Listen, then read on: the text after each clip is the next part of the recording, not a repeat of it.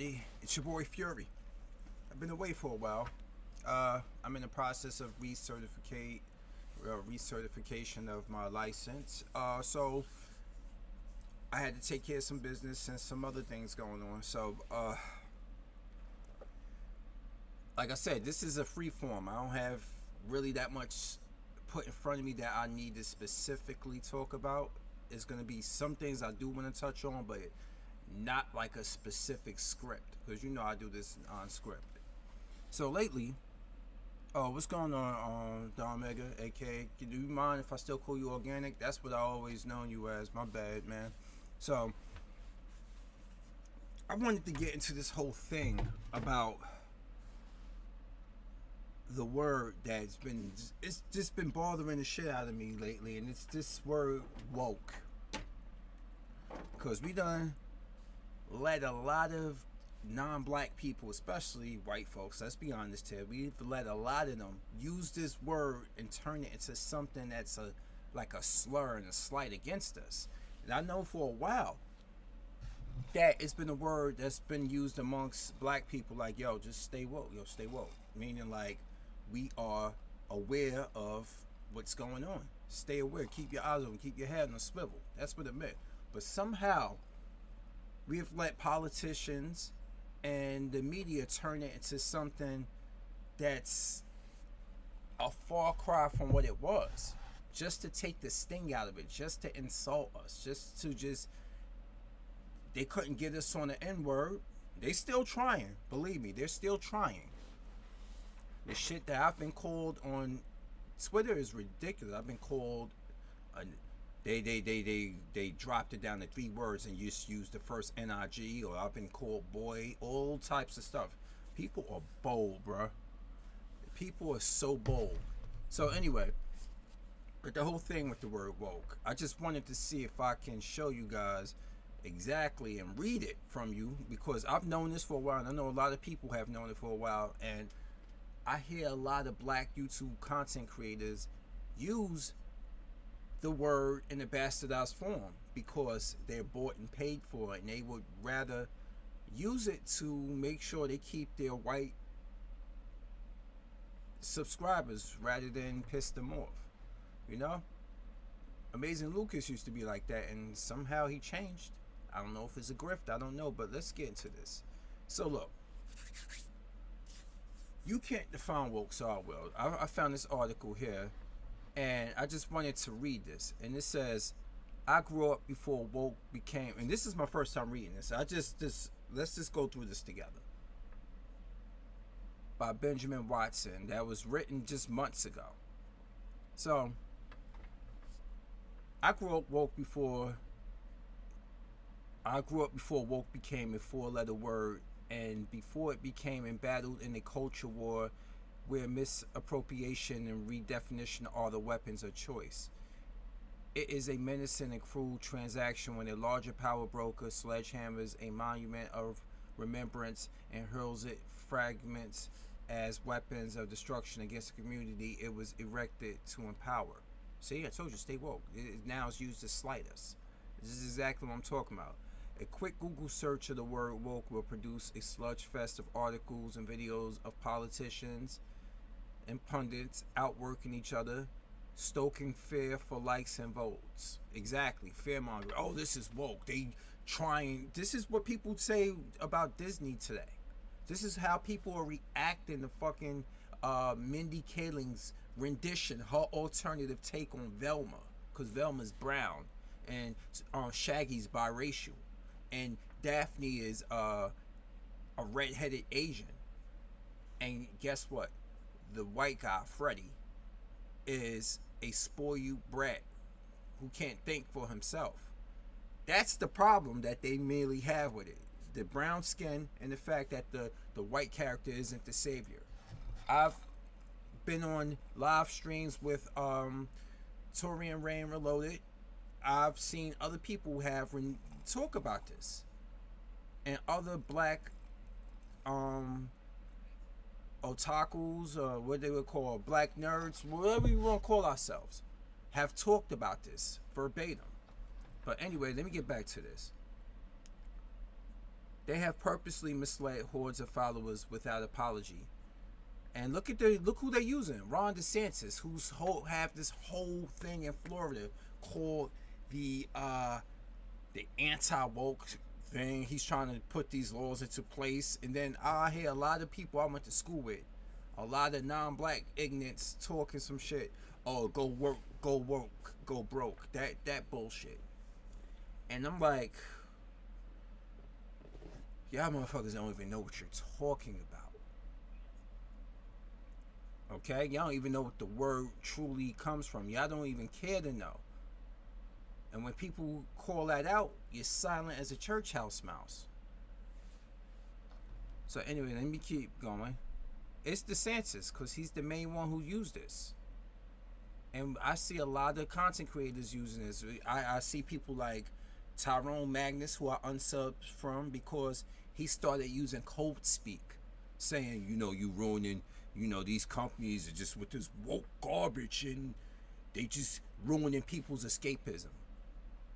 What people escapism is being ruined? I know just who you're talking about. The people this color. That's who. Who are a lot of his subscribers. So we all know. We all know how this goes. So let's go down to the rest of it. It says, so what does woke mean? One of the earliest public appearances of the word woke in the black vernacular was in a 1938 song, Scottsboro Boys, written about non-black teenagers falsely. Wow, shit still happened. Remember the whole the Central Park 5? Non-black teenagers falsely accused of raping 2 white women aboard a train near Scottsboro, Alabama in 1931. And quote, I made this song about down there, musician Lead Belly said. So I advise everybody, be a little careful when they go along through there. Best stay woke, keep their eyes open. Remember I told you, keep your eyes open, keep your head on the swivel. Stay aware. And then people were like, stay woke, meaning like stay aware. That's its core, that's what it's always been to its core. So decades earlier, prolific author and sociologist W.E.B. Du Bois unpacked the double consciousness of black people in America in his seminal work, The Souls of Black Folk. And this is an excerpt. He said, the Negro is a sort of seventh son, born with a veil and gifted with second sight in this American world, a world which yields him no true self-consciousness, but only lets him see himself through the revelation of the other world. It's a peculiar sensation, this double consciousness, this sense of always looking at oneself through the eyes of others, of measuring one's soul by the tape of a world that looks on in amused content and pity. One never feels his two-ness. An American and Negro, 2 souls, 2 thoughts, 2 unreconciled strivings, 2 warring ideals, and 1 dark body whose dogged strength alone keeps it from being torn asunder. See, this is why this resonated with a lot of people, and a lot of these youngsters out here today don't even realize it's still going on. These words right here, you are always thinking about, if I do this, people are gonna look at me because I'm a black man. They're gonna instantly look at me because I'm a born suspect. And me saying that would be considered woke by white people. Just speaking the obvious would be considered woke. This is what's going on today, but somehow, anything that reminds them of the atrocities they committed, or the fact that they're not represented in the forefront of something, has now become a bastardized version of the word woke, which they will use to slam something that has us represented in it. And then just to throw people off of the dirt trail, this is what they do. This is exactly what they do. They will throw other subgroups into there, meaning women, transgenders, and other demographics, feminism, all that. They try to throw that all in there, but we all know the main target of the word woke is black people. Let's keep it real. Look at the whole thing with Moses Ingram and Obi-Wan Kenobi series. They sent this woman messages. This actress from Baltimore, Moses Ingram, black actress that played Reva.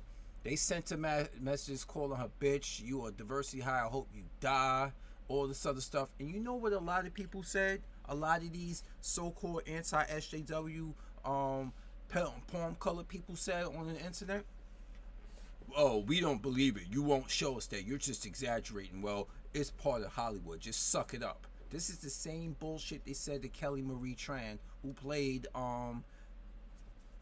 Rose Tico in the sequel series to Star Wars. These are the same people who hacked her Wikipedia bio and said China Chong Ching Chong Chong. See? But meanwhile, you got people like Charlie Cheon saying, well, somebody needs to talk about the anti-Asian sentiment in the black community. Get the fuck out of here, man. They doing that to all of us, and you want to talk about that? You set up your restaurants in our fucking neighborhood without impunity. You cake off. I want to see you go to their neighborhood and set up something. I want to see you go to them folks with the curls neighborhood and set up a shop. It won't happen. I want to see you call out the lady who shot that black girl in the back of the head after she paid for a drink. Did she deserve to die because you thought she stole something? You shot her in the back of the head?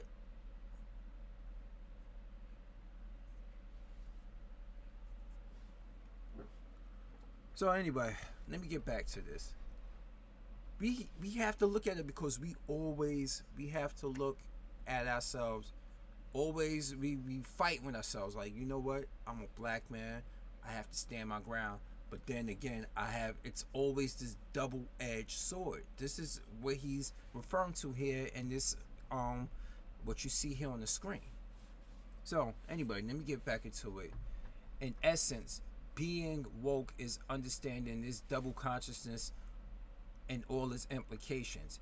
It is maintaining dignity, strength, and pride while grappling with visitation rights in the land of your birth.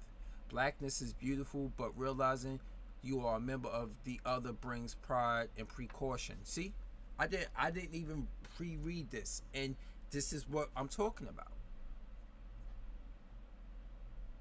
And look at this word right here, KO, ilk. Right here, I just noticed that. Black is beautiful, but realizing you are a member of the other brings both pride and precaution as one contemplates the perception white America, the majority culture, may have of your ilk. How you move, who you are, and how you may become a problem simply by virtue of caste. Exactly the point. We have some people who overdo it, who dedicate their whole existence, be it social media, be it through life, to appeasing these people. And now to the point that you can't even talk about certain things because they want to cancel you now. Look what they did to Kanye West. Now, the whole Hitler thing was just, I mean, bruh, you just out of line with that one. But when he, like Rizza Islam said, he just basically spoke out the obvious about the people who run the industry. And you know they don't care about this. They look at Leo Cohen when he was on Breakfast Club months ago. This is the same man that say he do not condone the subject matter that a lot of the artists that he signed talk about. He don't condone it. And Charlemagne asked him, so why exploit it? And you know what he said? Because talent. I talent. And let's be honest, I got mouths to feed and stuff.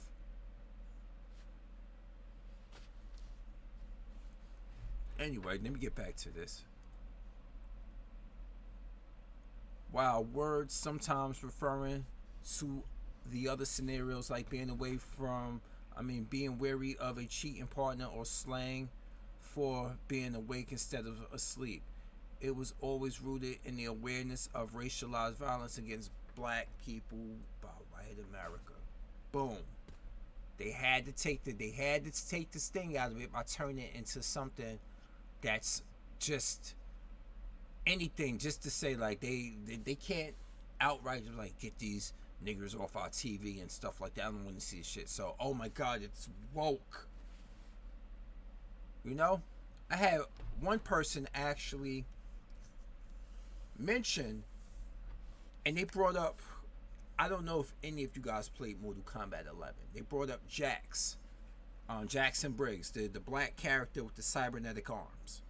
They brought him up because in his alternate ending, which is not canon, but his own personal ending, he used the time, the sands of time, whatever it is. He used that to go back and make sure slavery never happened.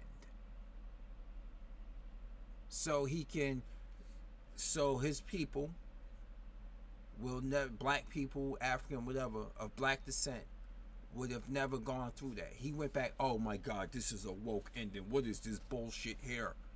God. One guy said, I don't want to be reminded that Jax is black. I'm sorry. What? You don't want to be reminded of what? You gotta come out your house sometimes. This is shit I'm talking about, bro. This is bullshit. Anyway, like I said, whether by like woke was always rooted in awareness of racialized violence against black people by white America. Whether by individuals or institutions carried out intentionally or in innocence. Woke is a word commonly used by those in the black community as a term for being socially aware of issues that have systemic impact. Thank you. That's all it is. Like I said, they couldn't take the word. They can't use the word, the N word. They can't take this way, a word that somehow I don't know how it got turned into a term of endearment. I just don't know how it got turned that, but they can't be in on it. They can't claim it. They can't use it. They can't own it. So they have to find something to do. They had to find something of ours to destroy. Tulsa, Oklahoma, anybody that we can't have shit. It's gonna come back to the point that they don't want us to. They don't want us to fight back. Look at the biracial dude who shot that teenage girl because her and these teenage boys were trying to run him and his white girlfriend off the road, calling him all types of N-words and stuff like that and trying to run him off the road, and he defended himself and he still got 10 years in jail for manslaughter. Meanwhile, what's that dude named that shot Trayvon Martin? Zimmerman is still walking the street. And meanwhile, y'all still trying to say it was fentanyl in George Floyd's system that killed him, when we all know it was suffocation due to hypoxia because of the pressure of the knee cutting off circulation, and he died. But he was saying he can't breathe. I had to explain to some dude, and I can't believe this dude was an actual EMT like I am. You know what a hypoxia does. It was going on during the height of the pandemic. This is how people was initially dying of COVID. Their body was losing the ability to perfuse oxygen through the blood, and blood flows through all your organs. And what's inside blood? Oxygen. And when there's not enough oxygen flowing throughout your organs are not becoming oxygenated, and you are going to die of hypoxia via cardiac arrest or respiratory arrest. That's just what happens. And the viral infection of other stuff too can kill you along with it. So with Floyd, what you think happened? What you think happened? You don't have to have your lungs congested to die of being deprived of oxygen. You don't. Like some people, pardon me,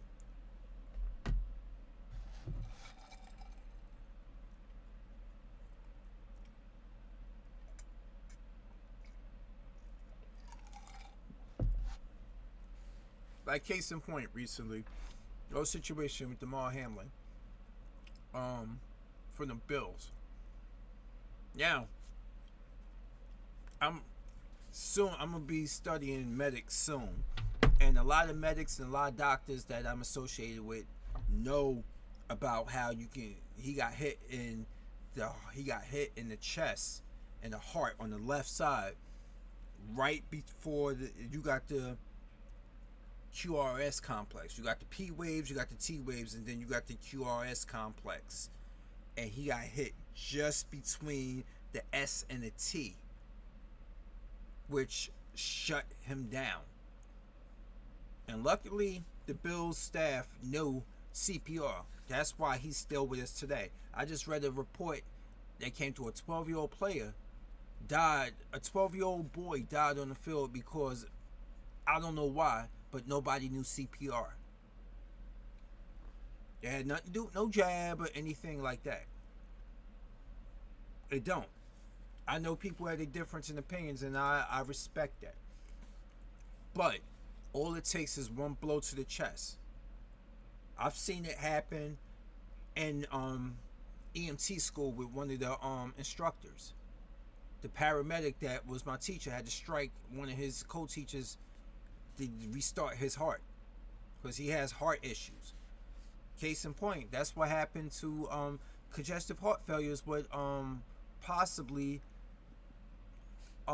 killed Plug 2 from De La Soul. He had a history of congestive heart failure, and he was a stocky dude. So the bigger you are and the larger you are, you need your heart has to be strong to maintain that body. To maintain the body. This is why people like Umaga, the wrestler, passed away. Like Yokozuna, he was huge. Heart still the same size. Your organs don't grow with your body. Your bones, that big bone shit is ridiculous. That's not the case. But I'm going way off the subject here. So let's get back to it. In 2014, the world became intertwined with Black Lives Matter movement. Oh boy, don't get me started on that with those three women using the money, and this is like that everywhere. We got charlatans like this everywhere. We got televangelists, we got charlatans everywhere. Every movement, everything they can exploit people out, they will do that. But of course, they're gonna use that. They're gonna use these three heifers, ill intentions to just diminish the message of it. Now, you don't see me with the shirts on and the black power fists or anything like that, but I be damned. My life fucking mattered. And it always mattered. And it shouldn't take the death of who? People like me. I need to start treating people kindly. Everybody. There's been too many situations where a lot of these police officers let somebody who looked like them, a lot of these white police officers let people who look like them slide and ultimately caught a bullet over it. Meanwhile, they got their hand ready near the gun for me. Near the gun. Keep that same energy. And then we had, what's this guy, I believe, where was that recently? In Maine. I think Torian Rain did a story on it. This dude punched the police officer repeatedly in the face, evaded contact, evaded arrest, and still got taken in alive with not one blemish on his face. Not one blemish on his face. Peyton Gendron. got taken in alive in Buffalo. And then I even found out today that this isn't the first thing that happened at that Tops supermarket many years ago. In the 80s, we had a 22 caliber killer. This guy. Well, he died in prison.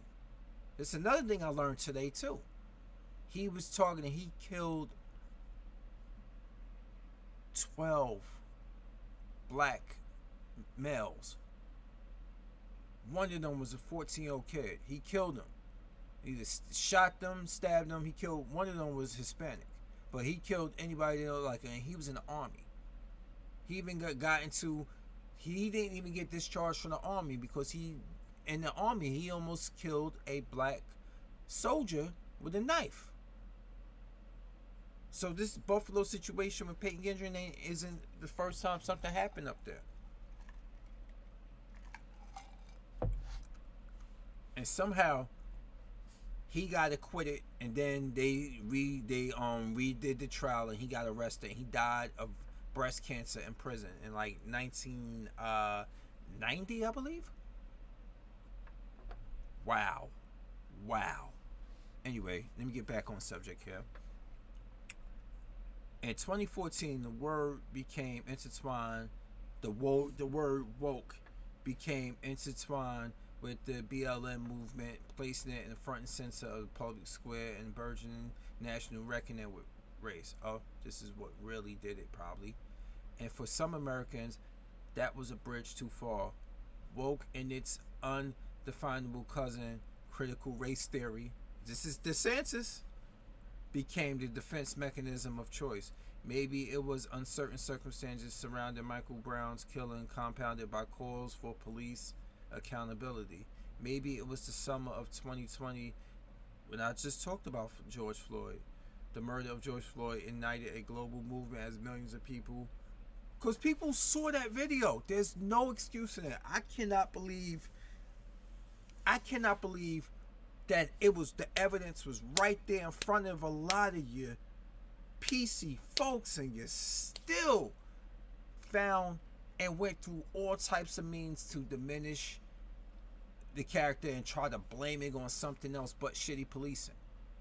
And I know this is a trick that a lot of them use for the Memphis PD situation. Y'all are now trying to show them with their non-police uniform, with their regular clothes on, with their lineup picture. No, keep showing them as police officers in their uniform. Keep showing them like that. You know why? Because this is the shit that we've been talking about for years. About policing needing reform. This is what we've been talking about for years. And I cannot believe that it went on for so long. And the Scorpion unit was notorious in Memphis, Tennessee. Notorious. Women, men, young, old, complained about brutality that was mostly unwarranted. Just a flex of power. Why did they even make it onto the force? Was a question. I got co-workers currently who work in EMS with me, and they got issues, and they can never make it onto the police force because they felt psychiatric, and now they bitter and angry. But somehow these five, you looked at their college resumes. If you went back even further, you realize a lot of them in college were linked to abuse of pledges and abuse of women as well. Somehow they made it onto the force. And it's a police problem. And then there's rumors of possible personal stakes in that. That hasn't been proven. The family denied it. And if the family denied it, I go with that. These dudes got problems. And this is what we said, police, the way you hire, the way the vetting process, I don't know what it is down in Tennessee. But here in Jersey City, I don't hear much of that issue, and I'm not being biased either. You better not come on the force with that bullshit here in this city. Jersey City is one of the most diverse cities in the United States, and I'm not joking about that. It probably is the most diverse city. And if you are policing like that, you can believe whatever the fuck you want to believe in the privacy of your own home. But if you come on if you come on a job and you act as such, and you do some shit like that, you can't hide. I have former first responders who have lost their job for brutalizing a patient. That's all I'm going to say. I can't give names out of HIPAA violation. I can't. But yes, it's happened.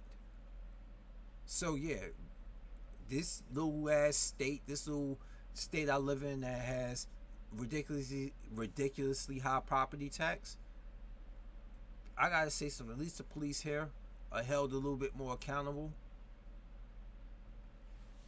Don't like them, a lot of them. Some of them are my friends because I went to school with them. Most of the dudes I get along with are firefighters anyway, because I went to school with them too, and most of them ain't dicks like Fitney, like FDNY, but that's a story for another time. So where was I?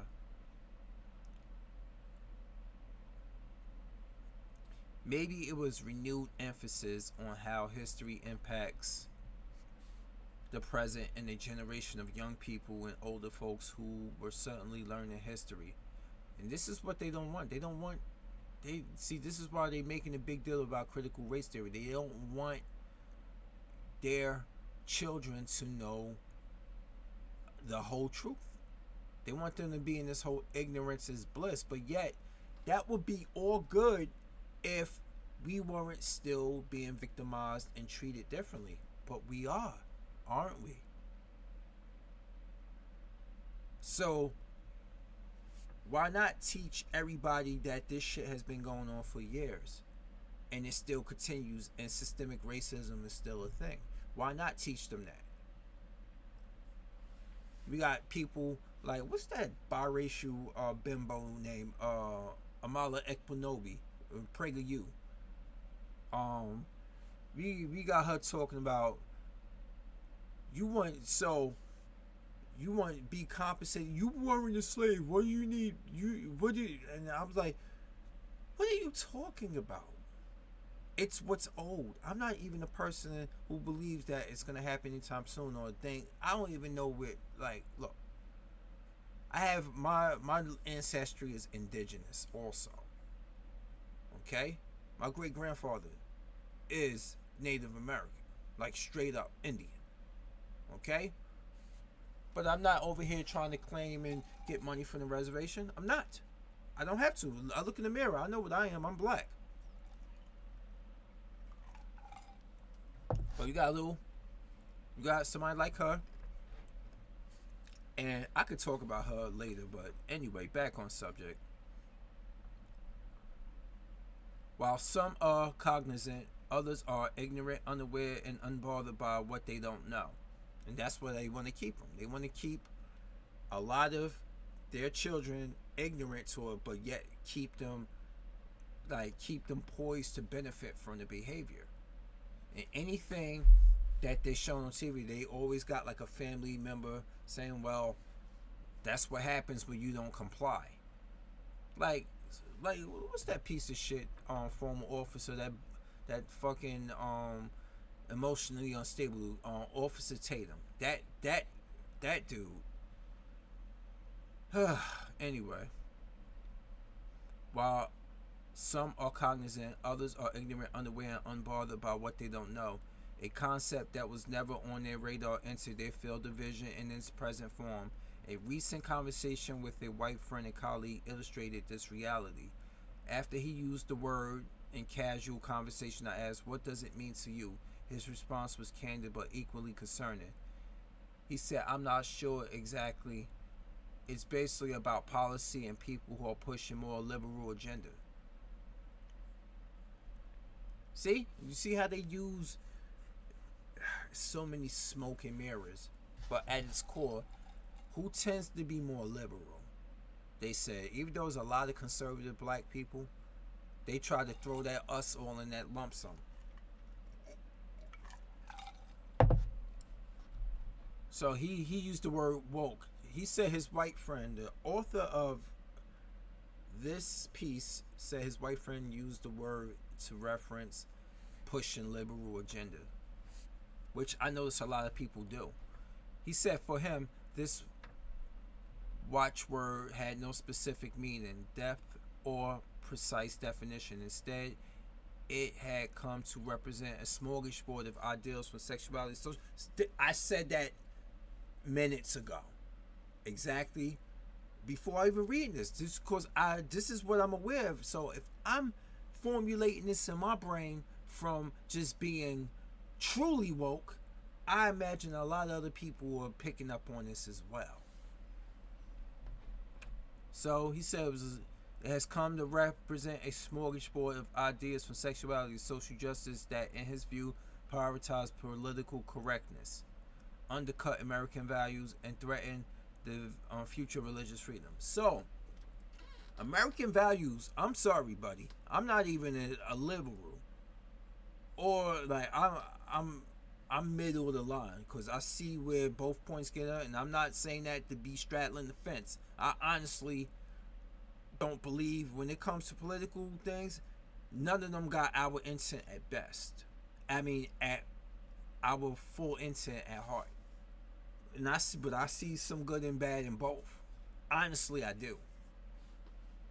So, undercut American values. American values are rooted in a lot of stuff, and this links back to the whole thing with critical race theory. They don't want people to know that American values called for a lot of massacre of black people post-slavery. It called for a lot of that. Nobody was talking about it. Nobody talks about the Devil's Punch Bowl. They just found out like 2 years ago that the Tulsa, Oklahoma massacre was real. The moment they saw Watchmen, the HBO miniseries sequel, they thought that was some woke garbage, but it was what really happened. They thought it was some woke garbage, but it really happened. And even when it was revealed that it really happened and it was survivors of it, but still that don't belong in my entertainment. Your entertainment, motherfucker. The last time I checked, you don't run these companies. Thanks, man. I didn't know anybody was still there, but I'm looking at it through my phone. So, what I was saying, with such a wide swath of issues strategically placed in the woke bucket, there are several that I'm patently against as well. But their purpose is to poison the well and block progress.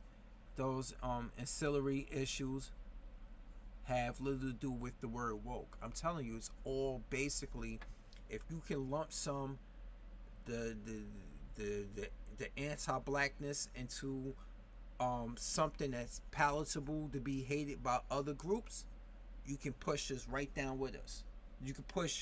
They can push us right down with the rest of the shit that they don't like, which is liberal agendas, this whole thing about sexuality, push all of that. They can push us all down with that.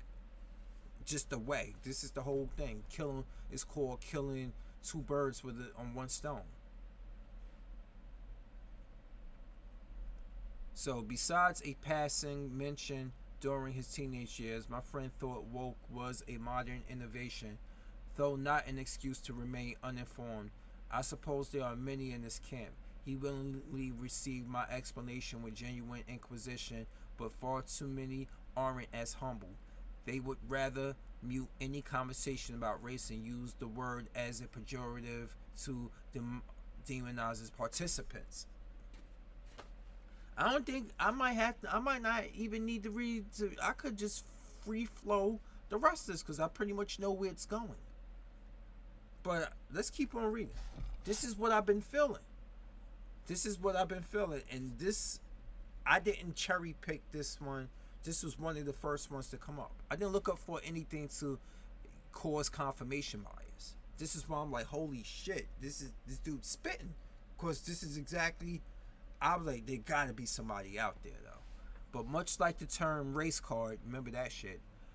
Those who abuse the word woke sound like a rival sibling putting their fingers in their ears and screaming la la la la. Exactly my point. This is what they do to drown out conversations they do not like. Oh my God. Mr. Watson, you are on fire today.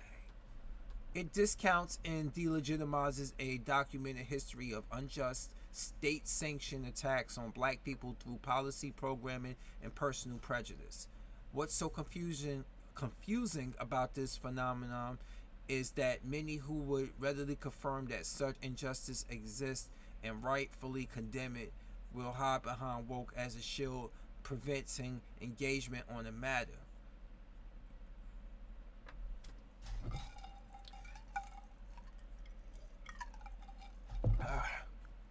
The cognitive dissonance is alarming. Not only is the word offensive when uttered by those who have no concern for black people, but it also damages those of all creeds who do. It shuts down thoughtful dialogue and stifles the conciliation that will promote redress and produce solutions to ongoing disparities. I guess that is the point. And look at this fat fucker right here. This is exactly what I'm talking about right here. Woke media dying with Jason Whitlock. This former fedoring fat ass who chose a valid debate to justify the 5 Memphis police officers. And when I say valid debate, I'm talking about the whole thing about black American single mothers. They had nothing. I'm sorry. As much as I know that the single mother thing is a problem in black America, it had nothing to do with those 5 monsters that fucking killed Tyree Nichols. It has nothing to do with them. He's a piece of shit for fucking even inciting so. This is a grifter. Every time I hear such reckless usage, I cringe and get angry. That's me. This is why I'm doing this live stream right here. That's me. I hear what generations of black Americans have heard through the words and actions of equality's opponents. I hear that our concerns about policing are contrived, that documented employment discrimination is complaining, and that unfair housing appraisals are coincidence. Bullshit. We all know. They even had a movie based on that where these black dudes got this. I forgot the name of the movie, but they got their white friends to appraise. They took all that, anything that looked remotely black out of the house, and got their white friends to basically stunt like it was their house, and the appraisal rate went up. This been going on housing appraisal, yeah, exactly. I hear that our pain and lexicon of liberation can easily be erased at a whim. See, this is what Watson wrote. Let me see right here. It's a tweet. It said, woke is a term that originated in black culture that implies being, the same thing. I think this the same thing posted on Twitter.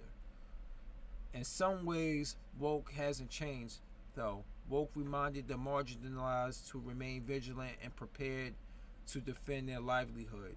In this new bastardized form, it serves the same purpose, reminding us that our concerns and even our days of remembrance are inconvenient and unimportant to far too many. Yes, that's why they don't care to know what the word truly means, because they find our problems as inconvenience.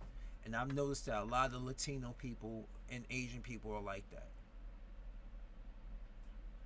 Like I said earlier, we got this Charlie Cheon guy actually trying to bring up the fact that there's a lot of anti-Asian sentiment in black America, but meanwhile we got a lot of black American men scrounging up pennies and getting a passport to go marry a Filipina. Get the fuck out my face, bro. Shut up, Charlie. Anyway, because of the recent misappropriation proves the enduring necessity of being woke, because the residue of anti-blackness still resides in the underpinnings of American society. The potentially hurt feelings of the majority still remain a stumbling block to justice. To be woke is to desire the justice America promised and to keenly understand where it has miserably fallen short and valiantly overcome. Some people would rather us all stay quiet. I'd rather stay woke. It's a good article. That was a good article.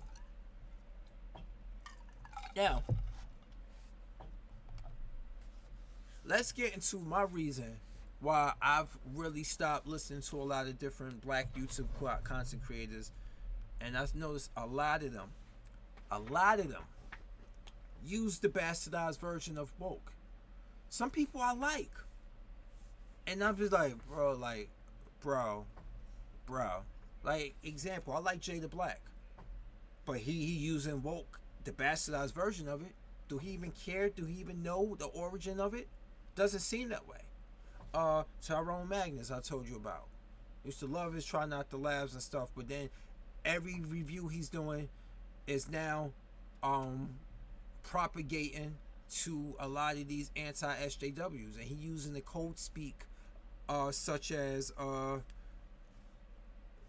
ruining people's escapism. Hey, how you doing, George? How you doing? Good evening, man. He using that code speak, y'all. I kid you not. You know, if these companies just you know how he talks. You know, if these companies just they just keep ruining people's escapism, like he's saying, yeah, I know, and like he's saying that he giving that wink, wink, nudge, nudge to a lot of the white people that are subscribed to him.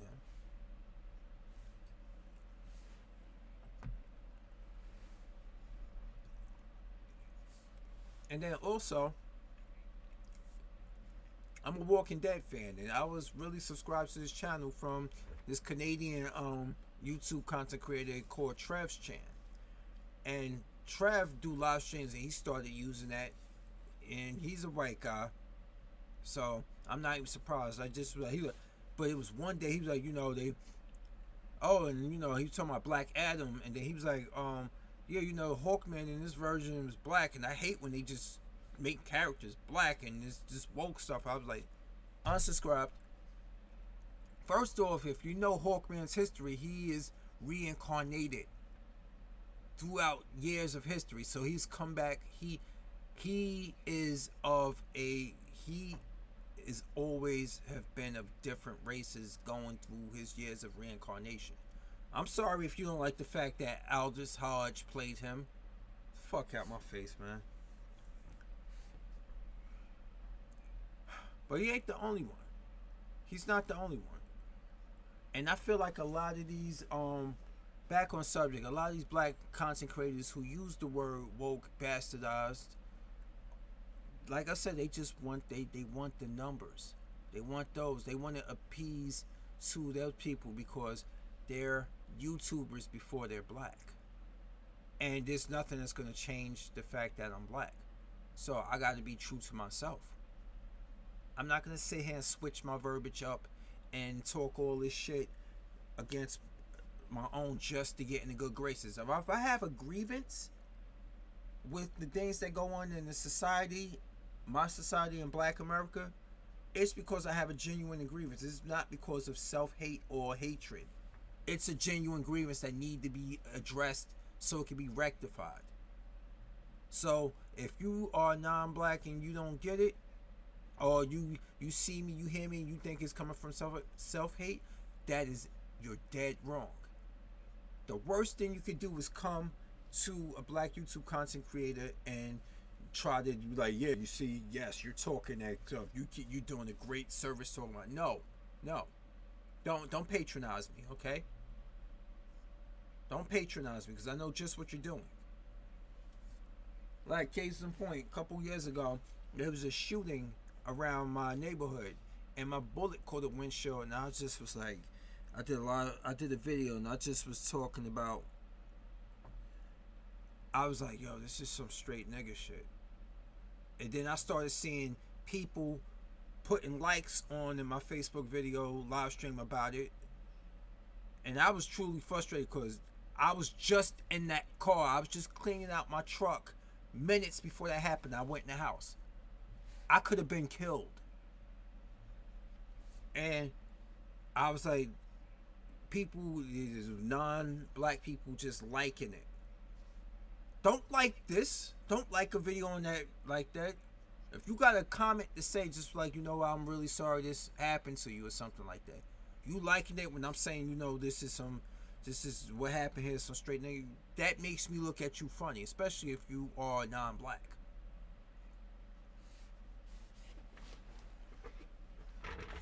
Let me check the comment section. I'm just flowing, like, I'm really just flowing right now. KO. It's how I truly feel, man.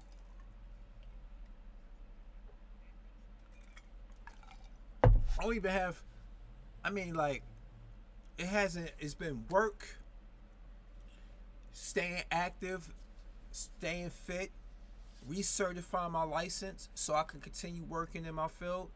It's been things like that that's been really taking up my time. And then looking at this ongoing situation of how a lot of people that I went to school with have changed and how they have become the very thing I'm talking about, they have these thoughts of views.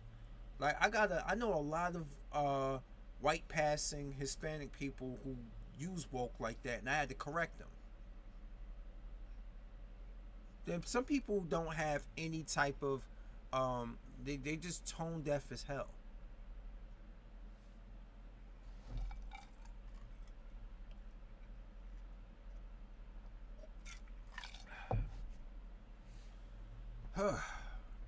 It's just been crazy, man. And I'm at this point where I can get along with people, but I ain't got to like you. You ain't got to like me. But I'm a man. You're going to respect me. Because if you are a fellow man, you want to be respected as well. See, this is whole breakdown where they feel we don't deserve respect. Let me see. Look at the whole situation lately. I don't know if any of you guys know of the Proud Family, like the Disney series. Remember the Proud Family with Penny Proud, the black girl? It was an animated series. They brought it back recently, and they just recently did an episode that went viral because of the whole thing talking about reparations and slavery and all this other stuff. And what are they trying to teach in school today? That slavery was it was called, it wasn't slavery, it was called involuntary servitude or some shit like that. Anyway, they said it on the cartoon. And what's the chick I mentioned earlier, Amala Ekpunobi, the biracial girl who got the Nigerian father and the white mother, so, like, I swear, no Nigerian, no African dude, you can never preach to me about culture and blackness when y'all have created the likes of this biracial bimbo, Sade, who has a white mother, Jadena, who has a white mother.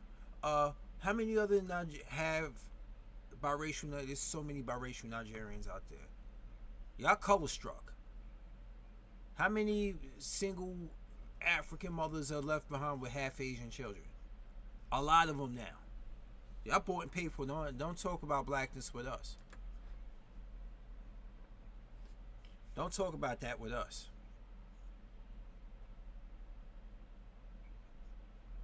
So I'm trying to find let me look it up.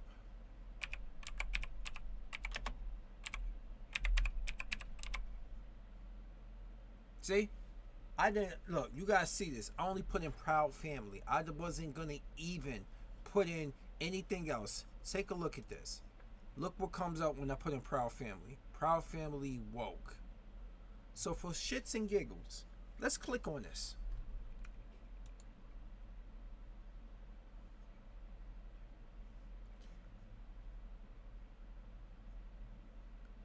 Oh God!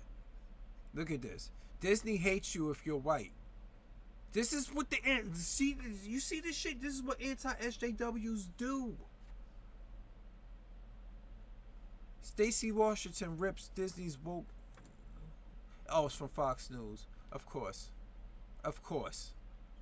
And they always gotta get. They gotta always get their tap dancers in line. I don't even want to watch that bullshit. Let's go to the first one. This Daily Mail. Let's just go here. This is what I'm talking about here. This is an example of how they use the word woke as a slight against us. See? Disney's wildly woke show Proud Family shames character for having white fragility. Nigga. Oh my God. Yeah, indentured servant. That's what it was. Indentured servitude. That's still bad. Y'all chopped off people's feet for trying to run. And they don't want to talk about the fact that there was other races of slaves, but when they all collectively, when they started to revolt against the slave owners, they started bringing, oh yeah, but look, your skin is just like ours. It's them that's the problem. They Adam and Eve racism, basically. All right, so look, let's get to this shit. Disney's wildly woke show Proud Family, for one episode now it's a wildly woke show. Shames character for having white fragility and explains it occurs when someone is defensive about their privilege. The Proud Family louder and prouder. Oh well, if it's louder and prouder, I get, hey, by all means.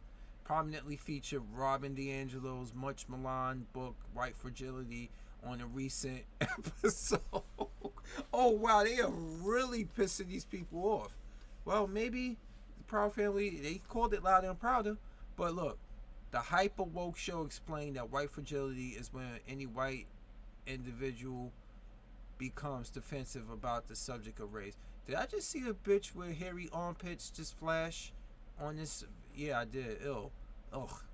Anyway, the show was previously slammed for featuring the show's main characters rapping about America being built on slavery and demanding reparations. I'm not demanding any reparations, but yes, this country was built on slavery. You don't even have to be pro-black to know that. Disney's exceptionally unapologetically woke reboot of the Proud Family has added white fragility to. See, you see this? This is just an example. This is how. This is how they've turned and bastardized the word woke to be. They lump so many things into it to make them hate us, along with pushing their agenda over the liberal agenda. So they taking this. They trying to vilify us and liberals at the same time. Alright, so let me go back. Alright. I don't even want to look at the YouTube ones. Let's see who made this YouTube video.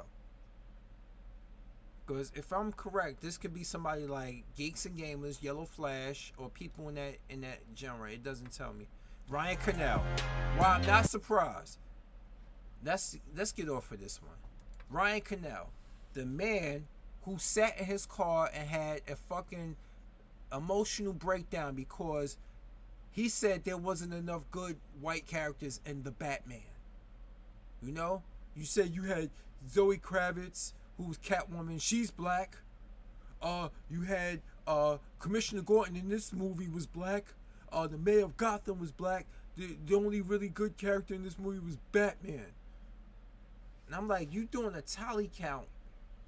Your fragility is that much on fleek. You doing a tally count of how many good white characters are in a movie, and why and you complaining that there's so many black characters in this movie. This is the same guy who was in Universal Studio and he saw a he looked at the statue of Jebediah Springfield standing on top of a bear, putting his foot on the bear's neck, and was like, "Look, it's a statue of George Floyd." You made that fucking joke. That fucking son of a bitch right there. And his fucking, if you look at his hairdo, you already know that he dubbed S. So anyway, that was the first clip. Let's take a pot shot who did. Is this Geeks and Gamers? Let's see who this is. Ryan Cannell again. See? Same people this is the fear mongering. This is the hate mongering. The hate and fear mongering. See, there's 2 videos so far. Let's see who who's the third one. See, it's woke BLM trash. You see how they do us? You see how they do us? This is what me showing you. This is what truly woke is. This is wokeness right here. Real wokeness. I want you to be aware of these son of a bitches. Everybody. The showrunners were super welcoming. Oh, Anthony Brian Logan. How I'm not surprised. All right, give me 1 second, y'all. I got to do something in tribute to fucking Anthony Brian Logan. Okay, give me 1 second. Hopefully the microphone picks it up. Give me 1 second. Will you? Hopefully the microphone picks it up.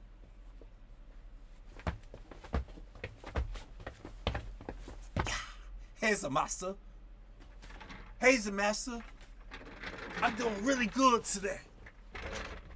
And he got the 1776 hat on. You know why he's saying that? Because he believes that... Hold on, let's go back to it. He got the 1776 hat on because he truly probably believes that was the real Independence Day. And he's against Juneteenth. I'm not even a Juneteenth person, but we all know slavery was still going on. I'm not all about these Juneteenth and making it a holiday that could be marketable and things can be sold like it was fucking Easter. But nigga, what are you doing? So how I'm not surprised? Him and Tatum, they can go jerk each other off for all I care. Alright. Now, Megyn Kelly calls Disney's Proud Family a critical race theory push. I remember she had that fucking debate with D.L. Hughley and he hurt her feelings.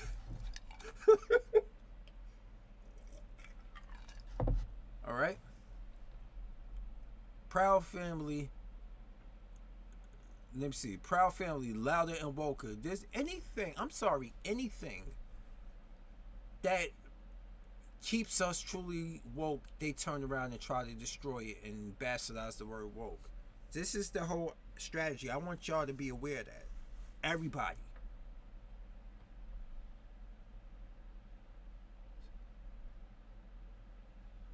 See? Look at it. Critics slam Disney for...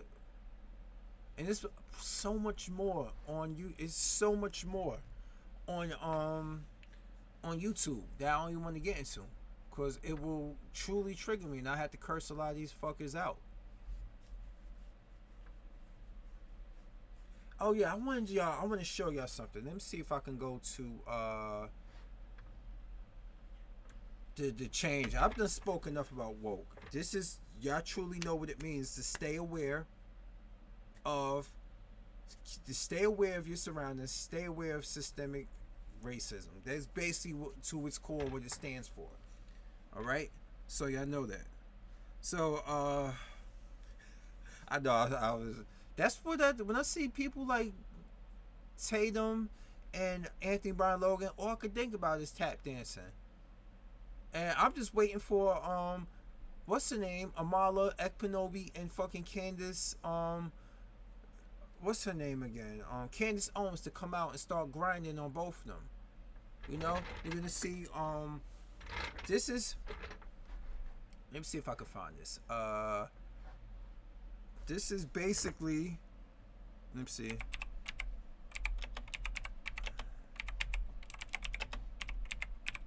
Hold on.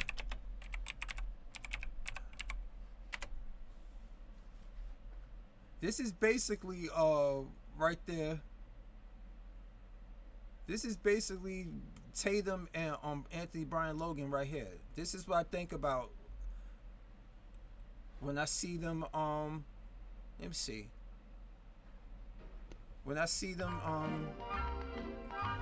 right here. This is what I think of Anthony Brian Logan right there, and Officer Tatum. That's them. Tap dancer.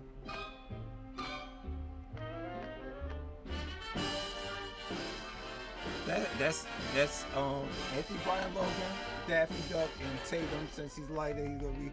That's them. That's them right there. That is them. That's all I think about when I see them. I'm sorry.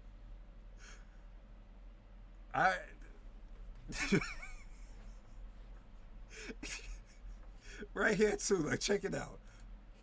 Hardy har har. If they like that mess, they're starving for some real hoofing. Look at Oh, this. kill 'em. Music, maestro, please. E flat Look, from look the how top. fast he going.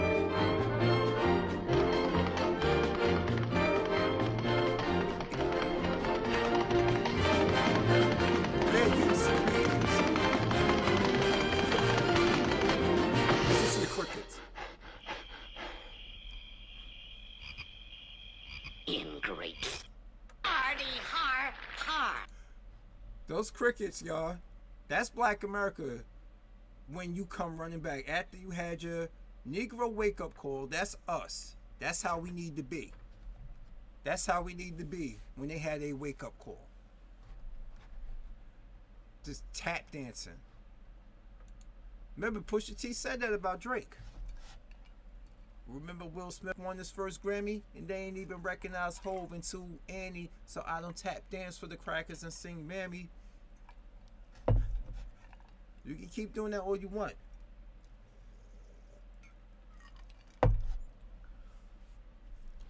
All right. So, what I wanted to transition to, we done heard enough about the word woke. We know what it means to its core, and what it stands for.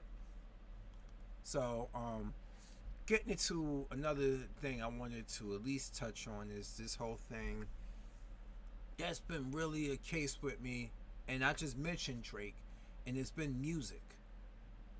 Like, I've been having this debate with people today, and I was talking earlier also about Leo Cohen and what we're being pushed and what is being expected of us. Like, the music today, I'm sorry, most of it's garbage, man. And it ain't because I'm too old to understand. It's not that. It's the fact that when you have been raised with a master class of music today, you've been raised, when especially in hip hop, you've been raised through the years, and you know what the pinnacle is. You done heard good lyricists and good rappers come and go, and then others come and go, meaning like they've had their time in the limelight. Some of them are legendary right now, and then there's some people who invoke that type of feeling, but they go off and do their own thing, and they bring their own style to it. I mean, I just I did a video recently. My last video was about Plug 2 passing away from De La Soul. And if you hear me in that video, you clearly hear me, my commentary, and I can quote a lot of his lyrics that came from a lot of the songs that meant something to me, like Stakes is High. Stakes is High was talking about basically, let me bring up the lyrics. And this is still a problem with hip hop. This album came out in '96 when I was graduating from high school.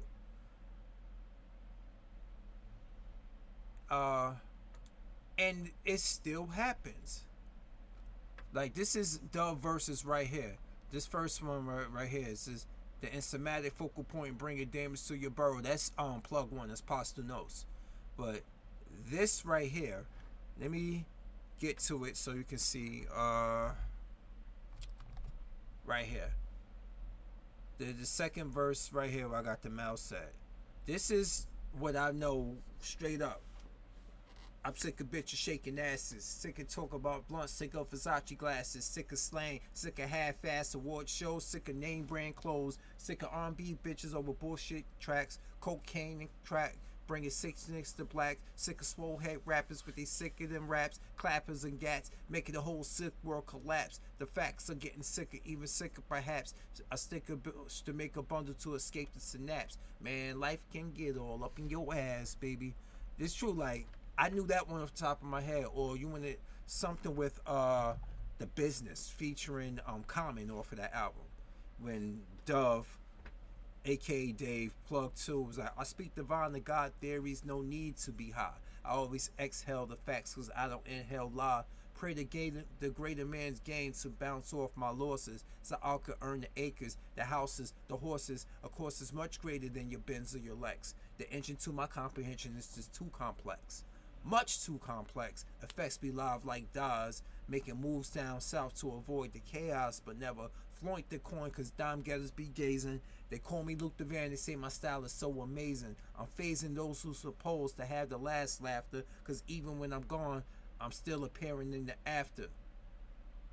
Do not connect us with them champagne sipping money fakers.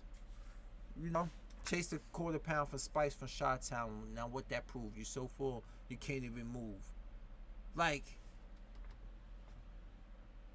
I don't know what today's generation listeners, they might think is word salad, but they're not paying attention. They don't know the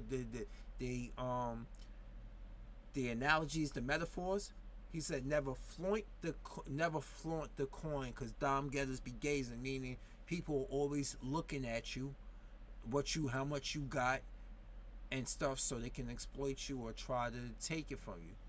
He said they call me Luke the Van, they say my style is so amazing. Luke the Van just had a song called So Amazing, hit song. See, a lot of people don't know that kind of stuff. Like, there's nothing today that any artist, that most artists say, most rappers, these Lil Xans, these Yachty's and peoples like that. Now look, they got their fan base, you know, hey, dude, you go, you make money, more power to you. But what do you say? Like, I just was watching a video earlier about with this guy said J. Cole was right. J. Cole predicted this in the last song of the KOD album, the Kiss of Death album, and stuff, that these people careers wouldn't last. Look at Lil Pump, career dead, cold on arrival. All these other type of rappers and stuff. He like, I hope you made all this money and stuff like that. And everything J. Cole said came true about these rappers are just irrelevant now. These Lil Pumps, these people like that are irrelevant now. I couldn't recite anything from their music if you paid me to. Let me see something. All right, you couldn't, like, if my life depended on it, I'd been dead man. I don't know a Lil Uzi Vert song to save my life. I couldn't tell him apart from anybody else. Every time I see him, he got something else going on. He looked like the dude. He looked like Jermaine Stewart, the gay R&B singer that died of AIDS years ago. You don't have to take our clothes off to have a good time. He looked like him. That's what he looked like. Listen, him and A$AP Rocky looked like Jermaine Stewart. Couldn't tell them apart. Couldn't. I don't know. P&B Rock killed and stuff, and people, of course, initially was blaming his girlfriend. I don't blame her for. I don't think she put the hit out on him. But bitch, stop posting everything for clout. He already told you that people, and you already knew as his girl that people were after him. Why are you posting locations so people could come and get him? That fucking Pookie and his son, and Pookie and young Pookie and Lou and Pookisha, and they plotted to kill this dude and take his chain. Nobody said you directly had a hand with it, but your actions left him as a soft target. This is what we worry about today. This is what the rappers are good for today. Dying. Dying. Nobody knows their music. Nobody cares to know. It's the music is not even memorable. And people like, oh, you just stuck in your era. No, just people are liking this era. They be like, who you gonna say? Cole and Kendrick? Yes. Yes, I am.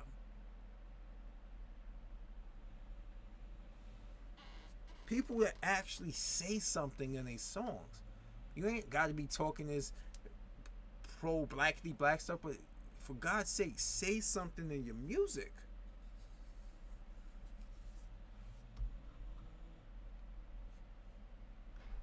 Did my connection stop? Did it freeze? Oh no, I thought it froze for a second. Alright, am I still going? Alright, I'm still live. Something just froze. Alright, I just was making sure. But there's got to be more to the music, man. Like, I was bugging because I remember, like, sometime, was it last year or so, the beginning of last year? I'm looking at Joe Budden's podcast, and he's going crazy, like, why nobody's telling me about music, like, these people. Two people that I grew up, but two people I've been heavily into, because I'm a big R&B person, like traditional R&B, not that Rihanna bullshit that you hear now. I'm talking about R&B, and I've been a big fan of Cleo Sol and Marie Dahlstrom, who are based out of UK, even though Marie Dahlstrom is Danish, because they're doing R&B music. No ass shaking, no talking about having money and all this other stuff. No, they talking about what R&B music was based in, off of things, love and life. Not about just materialism things or this spectacle. Like, Cleo Sol is very talented. Let me see if I can. This is Cleo Sol right here. Let me see. My friend George knows. Yeah, new rap is trash, bro. But this is. Let me see.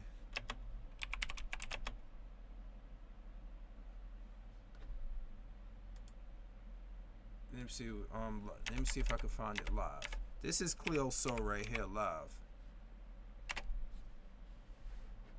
When I'm in Your Arms. This song here, yo, I just want you to hear a sample of just how the bass line in this is just fire.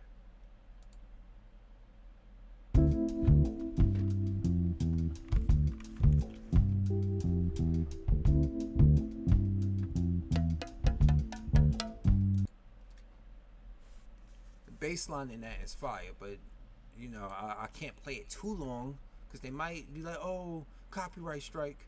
But this is her love.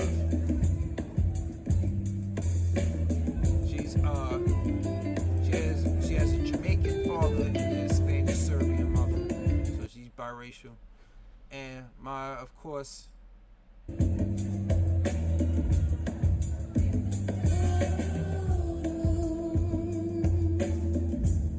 good for somebody who just had a baby not too long ago.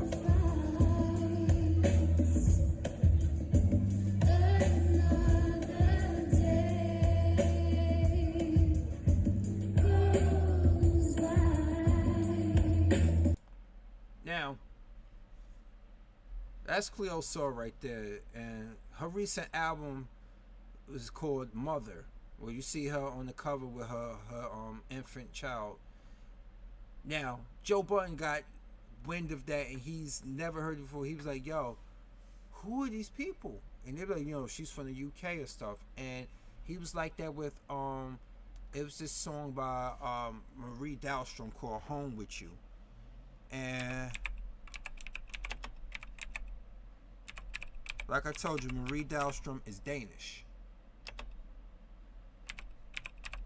and he heard this song. Like there's let's put in Joe Budden.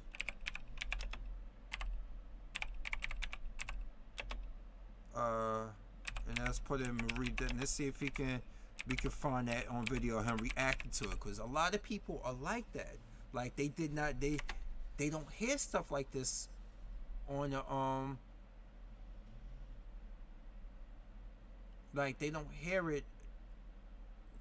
Like they don't hear this stuff on American radio or see videos about it. I'm trying to find that one where he actually was reacting to it, and it's hard to find now. Let me see. Then let me see if I can at least play a little bit of this song. I hope she don't mind, because I'm not just running this on there to run it like I'm just trying to stream music.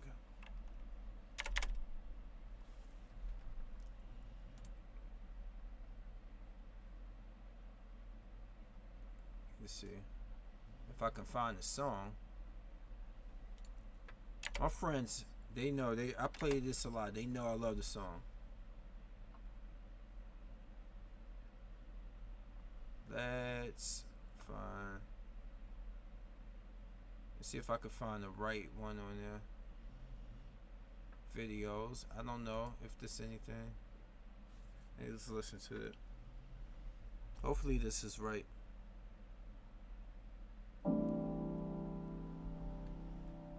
This is it. Happy to be home with you. Happy to wake up with you. It's just different parts I want to hear, like different ranges of it.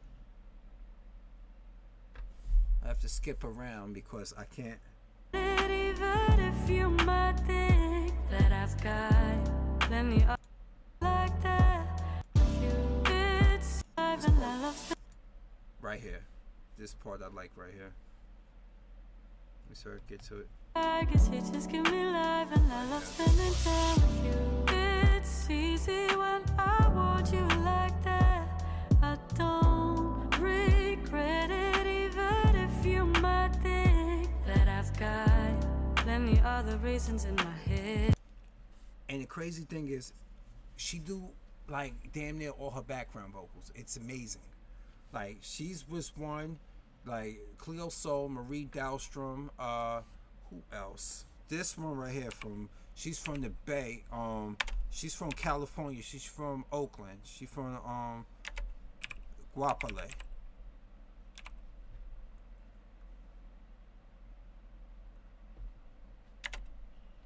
Let me see if I can spell it. Yeah. This one right here. She is awesome. Now let me see if I can go back to Google.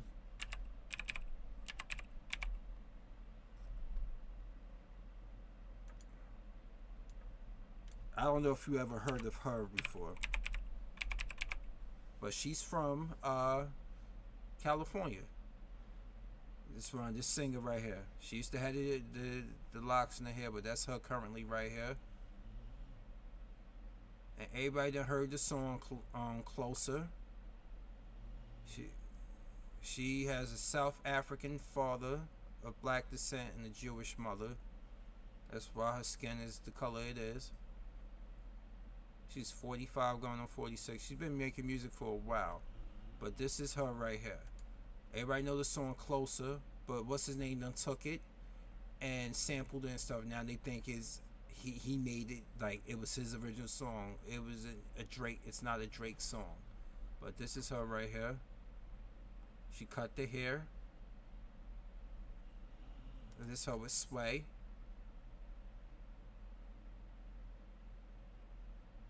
This is when she first came on the scene. This is when she had the locks before she cut them off. But this was her first album that I knew her for. She is from, yeah, like I said, she's from the Bay over in Cali. That's where she grew up at. But yeah, that's her. She's talented. She's another singer and stuff.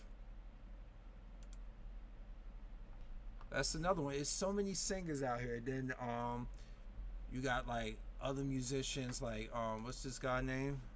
I think he's from Louisiana, if I'm correct. Like PJ Morton. Oh, he is younger than I am. New Orleans. You know how I knew he was from there? Because he named his album Gumbo. And I was like, he probably from down Louisiana. Sure enough, I'm right. He is. But PJ Morton, there's a lot of people out there that make good music. And I am so sick of fighting with fans over like this whole thing with Drake. And I bring up his name a lot because you cannot talk about this dude being a joke of a musician. I consider him a joke, even though he has some talent. I just feel like he's not original at all. He doesn't have an original bone in his body. His posturing, him having the toothpick in his mouth, having the cornrows, all that. He flexes as somebody who's not confident in his own skin. And it makes everything Pusha T say about him seem correct. And I bring up the fact that he had, when you bring up Quentin Miller, Quentin Miller didn't write everything. That wasn't proven. I'm like, yo, why y'all always defending him? Always. Defending the guy. Let's be honest here. A lot of his music, his hit songs, he can't be in that conversation because they got mad at me because I say he's not even in the top, nowhere close. Kendrick is closer than he is, and Kendrick's not even in the conversation yet because Kendrick music is hip-hop centric more than Drake's will ever be. Last time I checked, Hold On, We Gone Home is not a rap song. It's him singing. Hotline Bling is not a rap song. It's him singing. Marvin's Room is not a rap song. It's him singing. What else? There's a few other hit songs he got. One Dance is him trying to be like what are you from? The Caribbean? What are you? Afrobeat? Where you from? Who are you? Who the fuck are you? That's what I'm saying. Like that's why he's not in the top. He's nowhere close. His hit songs is him jacking flows from over the UK, from down in the Caribbean, from in Houston. A lot of people don't understand. Like when he first came to sing, the rap style he got was from down in Houston where Jay Prince and all them at. And Jay Prince stay making excuses for this guy.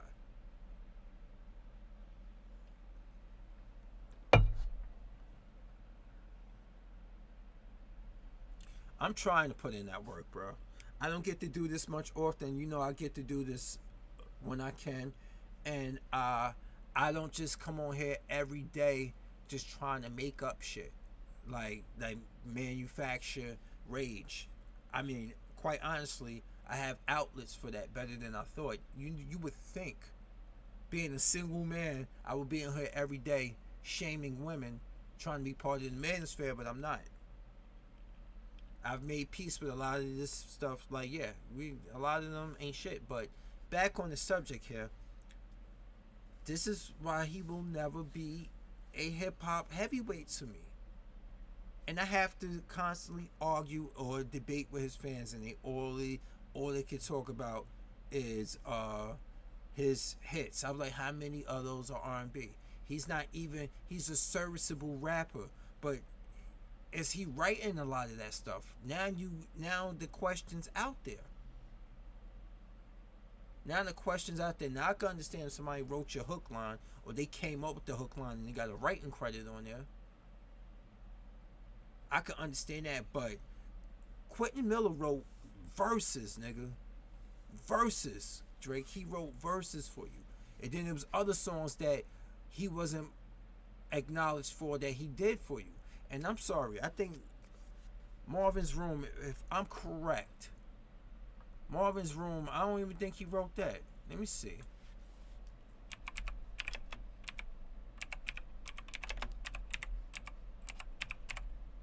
and you singing in that song, that you went through your girl's her pockets and stuff like that.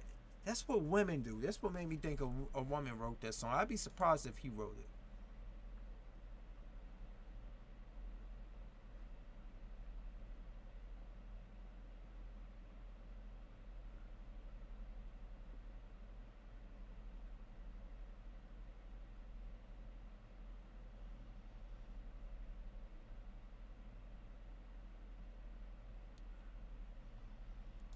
Let me see something.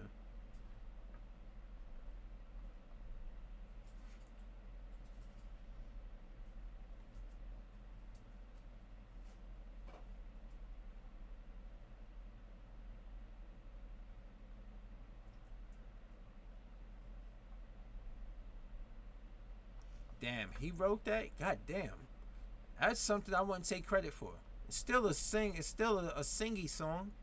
It's not like a hit song. I mean, it's not like it's not a rap song. That's what made me think. So you wrote that and you're actually talking about going through a pocket, so you drunk, you calling up you drunk calling your ex and saying fuck that nigga that she's with. Show of hands. Anybody in the comment, Chip, get over here. Get in the bed right now. Let's go. Hold on, my dog bugging. Ugh.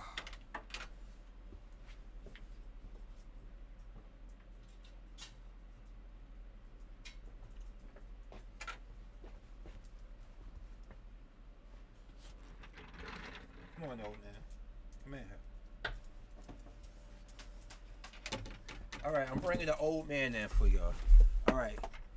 So, I know he doesn't make much appearances on here, but I'm going to let him come in so y'all can see the older dog I got. Chip. Chip is 13 now. Come here. Come on. Come on up. Come here. Come on. This is old man Chipper. This is the big one, Petey. This is his father. You don't really get to see him much. He doesn't lick you on the face, which is a good story, but this is Chipper right here. Right, buddy? This is the OG. I kid you not, he is Petey's biological father. Right? Whew. Anyway, this is him. Now it's time to go to bed. Alright? You good? Alright. You get out now.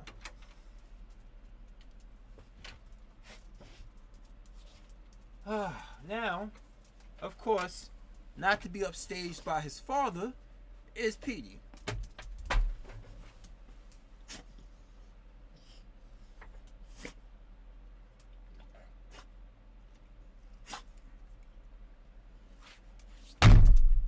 Alright.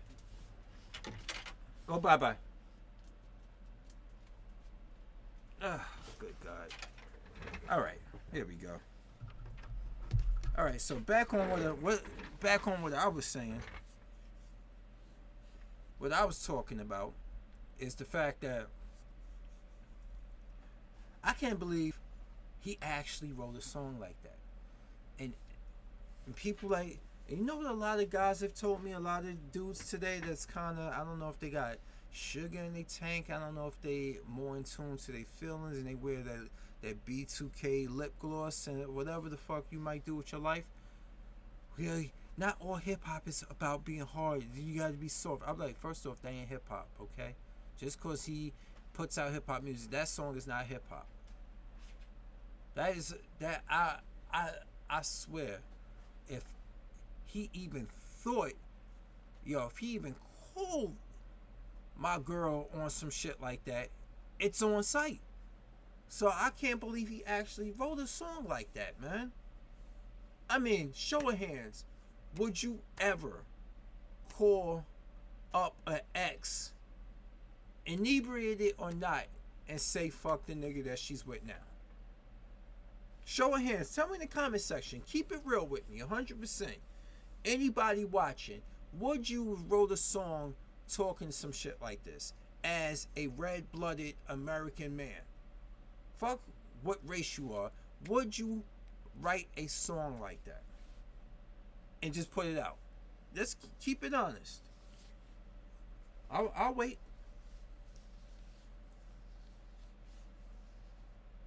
Because I know I wouldn't. There's no way in hell I would write a song like that.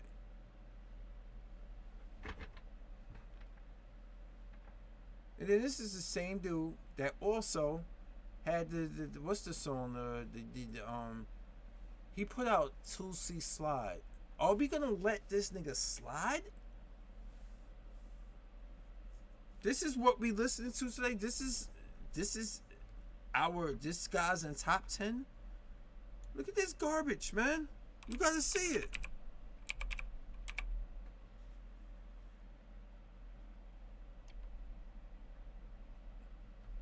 Like, look at this. Like, this what we listening to?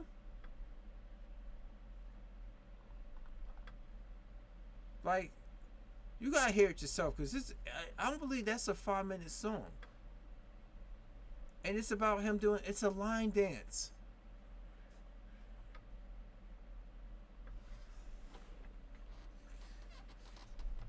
This is exactly what this is it.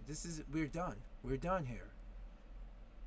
But all jokes aside, I just feel like my whole take on, like, all jokes aside, you know, I always clown this dude because I really feel how I feel about him.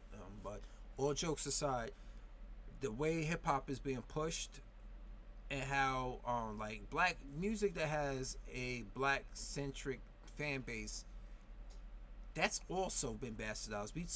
We spent a lot of time talking about woke and how that's been bastardized, but the music, the art form of the music has been bastardized as well as when it comes to black centric music. It's all about fashion. There's about little substance in it. It's made to keep its fan base ignorant and not wanting to care about anything else. The radio waves have proven it, because they will constantly play the same songs over again and over again. That's why a lot of people were shocked when Kendrick Lamar won Best Hip Hop Album, because the streams is what kept Kendrick alive. Kendrick Lamar has less music out than Drake does, but has more streams, but has higher stream numbers. That says a lot. That's why his music is touched, because it's not the radio. See, the radio, they have blackballed KRS-One from radio stations in New York, if I'm correct. The only time you hear KRS-One is if you hearing the DJ do a freestyle mix for about 30 minutes. You'll hear him throw that in. Some of my favorite rappers you don't hear on the radio. I think the only song I've heard, one of the few songs I heard from Talib Kweli was on the radio, was this song The Blast with him and High Tech off the Reflection Eternal album.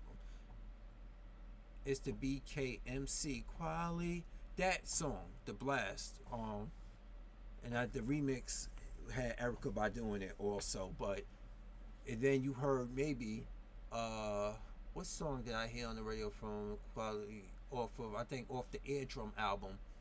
I think Hot Thing, because will.i.am produced it and he did the hook line. You heard Hot Thing. And Eardrum was a pretty hot album though. I like that album. It had this song on there. It had on the Hostile Gospel, where if you listen to how he talked about how religion has led to so much war throughout the world. And then part 2 later on had Sizzler, the reggae, the reggae singer, and it went into something different.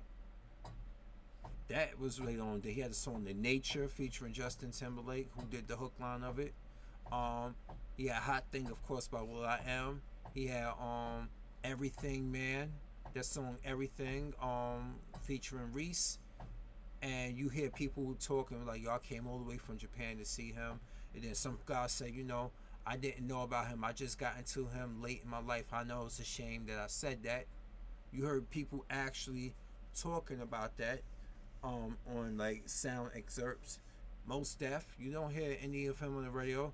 You heard maybe you've heard Miss Fat Booty when that first came out, off his Black on Both Sides album.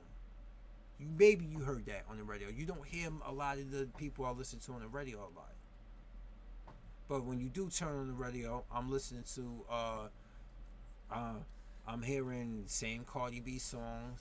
I'm hearing just stuff that's really just like, why you just played it 15 minutes ago? Why you keep playing this shit? I don't like it.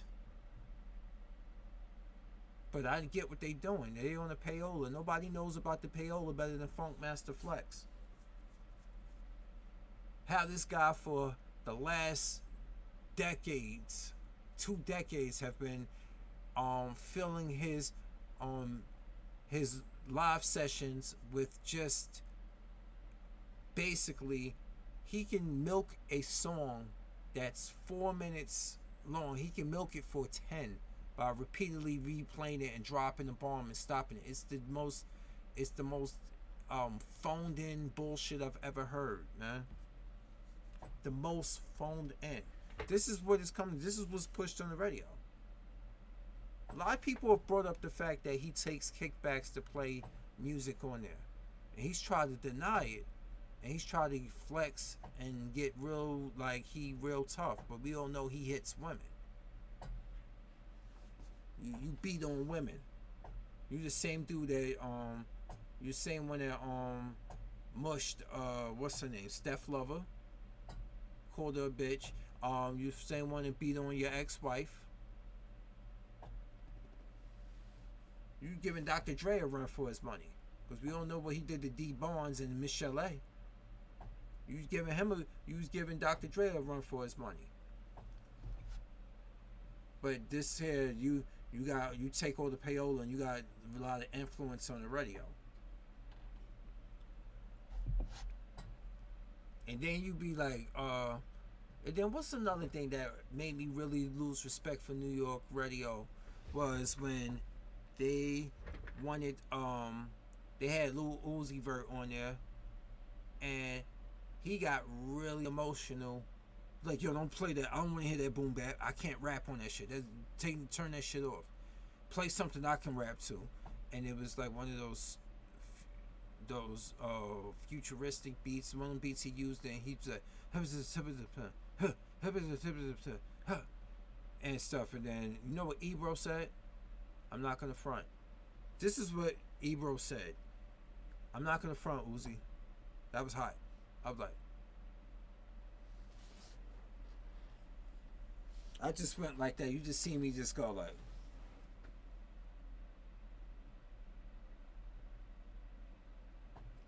I was done. Like, yo, I was done with Hot 97 after that. After you sat there and you actually lied to that little nerd's face.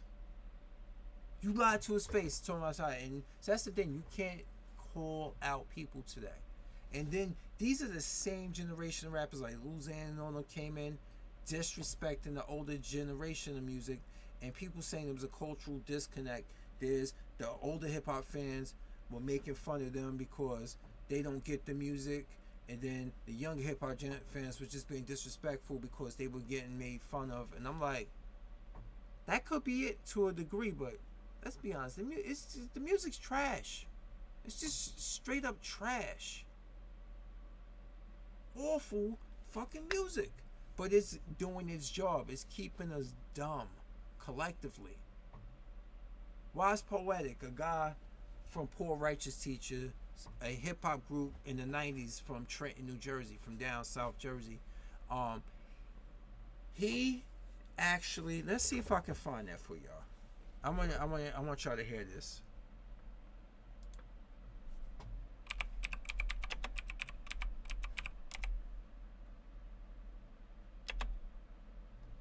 Let me see, Wise Poetic speech. Let's see if I can find this.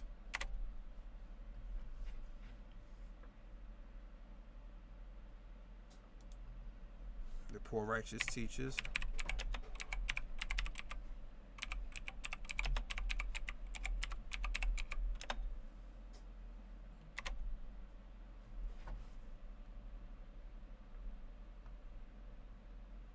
see video. I'm trying to find that speech. I think this is it right here. That's Boss Poetic right there. I'm gonna just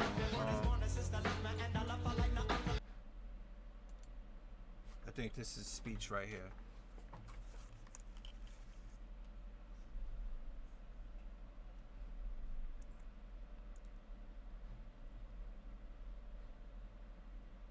If I can get it to come up.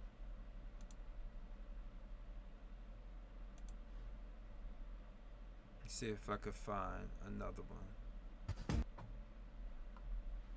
Let's try to go back to the. Come on. You know, it's actual fact. Yet it also speaks to the environment in which we are embedded as young black males and females in this particular society. You know, hip-hop changing from positive to negative was not a consequence of history. It was not a circumstance of history. It was nothing that just happened on its own. It had nothing to do with the changing of the times. It had nothing to do with that. It had everything to do with the fact that there are people in this particular society who wants to see us exactly where we are. And we cannot let that point elude us. These are the facts. How do we know? 1967, Kerner Commission report on urban disorder. When black people said, yo, we're tired of this system. You know what I mean? This system is oppressing us. So we rebelled against the system. We burned things. We said, yo, we had enough. He did his little report on what caused these riots. He said, what caused these riots? He said it was young children who started these riots, and what was motivating them was a high self-esteem and an enhanced racial pride. He said the majority of the rioters were high school dropouts, but they had a higher political orientation than their peers who did not drop out. And they saw the system as their enemy, so they attacked it in the right circumstance. So, fast forward to 1992. Same thing.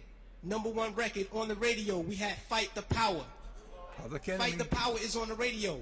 Rodney King gets beaten before the world. The black youth rebelled against the system. Again, they did it again. And why? What primed them? Positive hip-hop. Primed them. Fight the Power. X-Clan.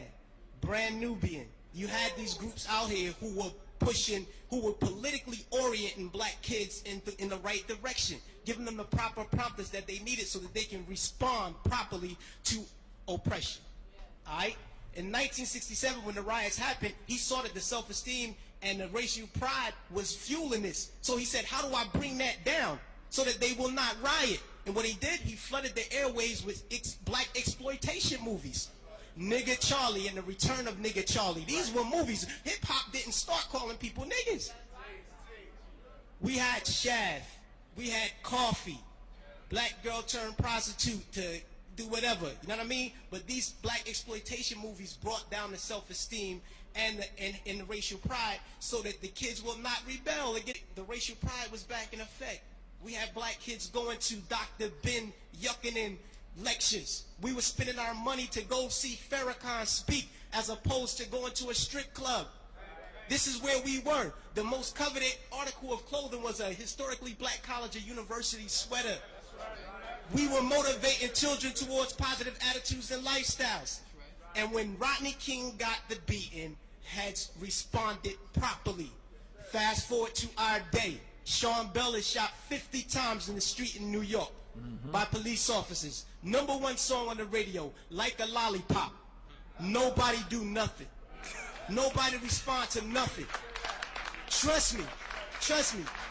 Just like the brother, I believe it was JT, the bigger figure, who said that the label executives came to him and said, yo, brother, we need you talking about guns and whores. You know what I mean? That's right. That happens. I've been in those meetings with management and had to ask me, is what you're saying really what you believe, so that we'll know how to market you properly? You know what I mean? This happens. Young Buck on his album, he has a song on his album that talks about police terrorism. The label said absolutely not. Jimmy Iovine said absolutely not. You cannot put that record on the album because it might create an atmosphere that might put police officers' lives in danger. Now, that's the same thing they said about Ice-T's Cop Killer. Remember that song? And how funny, now he's been a cop on TV for like over 20 years now. Go figure. Well, yeah. Right. So they took the record off, but they let him keep the other 14 songs on the album that talked about killing black youth. So this is what we're dealing with. We're not dealing with a circumstance or consequence of history. You know what I mean? The environment that we're embedded in puts us in a situation where we feel we have to maneuver and play the game and water our message down. You know what I mean? But no, what happened was they intentionally shifted the paradigm to get us exactly where we are right now. Right now, we're feeding the prison industrial complex right now. Our kids are going to prison because they're promoting these records. They're promoting these records daily that send us to jail. You know what I mean? It's cool to go to jail. You know what I mean? They glorifying these things. And it's not the black youth. We're in a position where we get, like the brother said, the choice. You know, he said, yo, I chose the positive. So I didn't do it. But every youth is not going to take that route. I know, I come from the projects. Grew up in the projects all my life. You know what I mean? And we're not turning down $500,000 to say nigga. We're not going to do it because we won't turn down $200 to take a package of crack from one corner to the next. You know what I mean? We live in a state of poverty and want of all things. So it's hard for us to make that. Our judgment is clouded. And they knew that the judgment would be even more clouded if they took groups like X-Clan off the radio. This is just what it is. And until we start to deal with the environment that's shaping the behavior, we'll never get to the next level. Exactly. And the final part of this live stream, speaking of that, we never get to where we need to be because there's something that I'm sitting and talked about weeks ago. And it's the fact that, let's be honest, man. I'm going to be honest with you. As a black man, a lot of, how can I say this? And I'm not trying to formulate words or try to say it the right way. Trying to say it a politically correct way. But I'm just trying to find the right way to articulate it. And our women just want to do what the fuck they want to do, man. They want to do what they want to do. They don't want to listen to us. They want to have sex with who they want to have sex with, unprotected. And then they want me, somebody like me, who ain't got no kids, who ain't about that street life, who ain't rich, but I work 2 jobs. They want somebody like me, who wasn't a first option, to come in and right the wrongs and clean up behind the same niggas that they letting blow out their backs. Okay? They want us to come in and clean up, play cleanup man. But they don't respect us or don't want to listen to us or don't want to do right. But you want to have kids by the dudes that ain't shit, right? But we're supposed to clean up their mess. You can't have it like that. I'm sorry, boo-boo. It don't work like that. That's not how it's going to go. You can't have no guy. And I'm saying, I don't give a damn where you from. You ain't nobody's cleanup man. That's been a reputation that's been following us for years.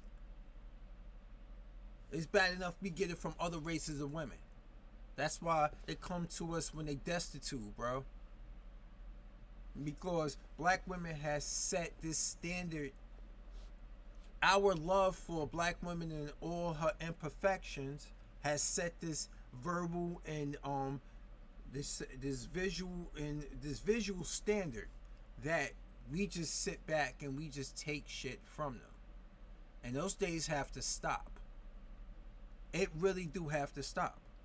Otherwise, shit that he's talking about, that Wise Poetic was talking about in the video just a moment ago, it's gonna keep happening. We ain't gonna progress any further.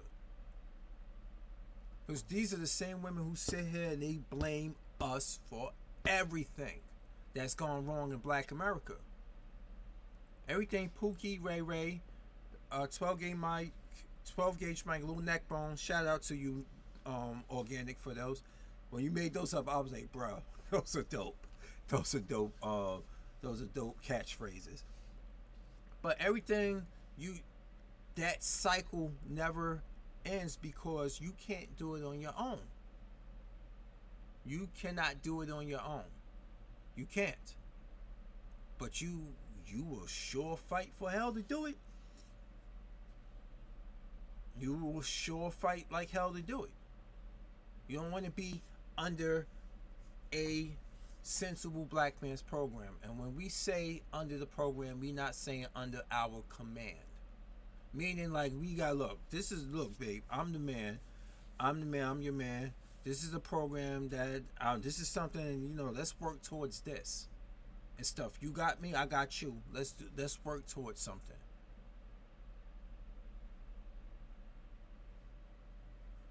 But every time they just hear, they just were like, oh, I'm not being submissive towards you, this, that, and the fourth. Everything they, for somebody, for a group of women who cannot be told what to do, they damn sure they bought and paid for. You know why? Because some guy said it himself.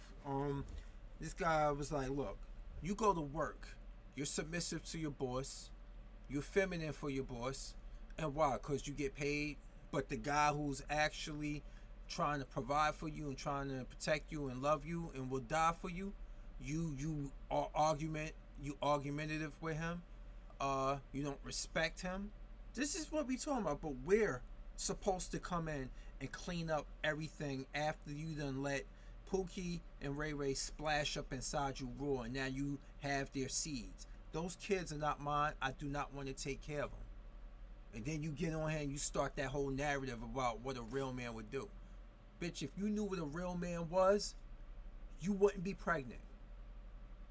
And to skim off of what somebody else posted, it was this guy in the barbershop who's posted this video. He's like, let's see how many kids born out of wedlock there would be if all the benefits were taken away. And the only way you can have kids would be taken care of would be marriage. He's like, I bet the single mother rates will drop. It was on who video was it today I was watching? Poor Man's Podcast. He had a sample of it up. Let's see if I can find that right now. Hold up.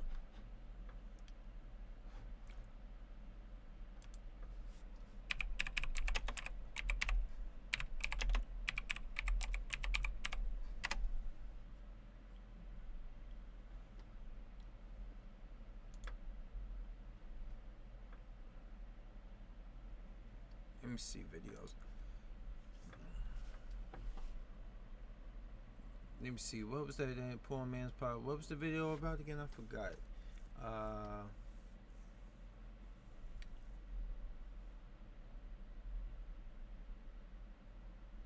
Let's see if this is it. Options and more power, more negotiation tools. Man, do that shit. Do it. Do it. Do MCR. I know him.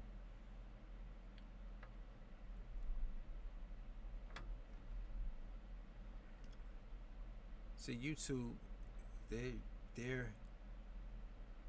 I'm trying to find it right here. I'm trying to see which one was it.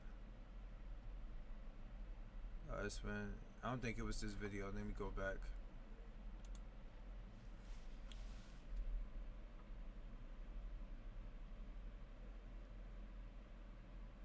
Damn, where's the video at? I was looking for. Was it Poor Man's Podcast?